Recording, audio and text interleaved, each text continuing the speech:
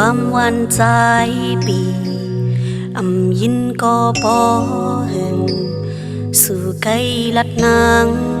ก้นก็ใจหอยเจอหันใจแลบซื้อเจอจอมหูจอมหันเพื่อไล่ตุกย้อยน้ำตาสู่จองก้อยหูสู่ดีไล่เปิดไล่ลายก้นก็อันใจหักไปกว่าเยาไปกว่าไกลเยามีหิมใจเยาสู่ดีไล่เปิดไล่ลายปีปัญหาน้ำตาตกเยาใจสำจองหูมันมีเจ้าของเยาปล่อยให้น้องปีนก็ใจหักก็ใจเอาห้อยไว้ในใจ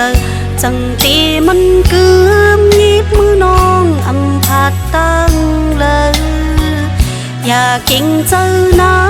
พอใจปีเจอไปจูดียกนางมาเลยน้องหักอยู่ภายเลี้ยวปอ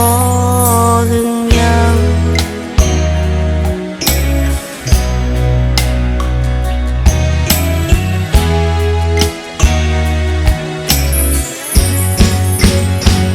สู่ตีไล่เปิดไล่ลา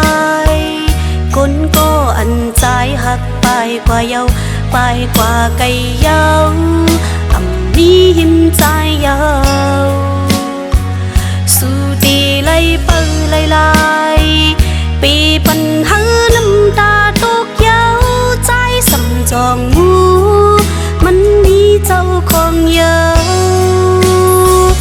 ปล่อยให้น้องปีนก็ใจหักก็ใจเอาห้อยไว้ในใจจังตีมันเกือบยิบมือน้องผัดตั้งเลยอย่ากิ่งเจอนะพอใจปีเจอไปจูดียกนางมาเลยน้องหักอยู่ภายเลี้ยวปอหึงยังปล่อยให้น้องปีน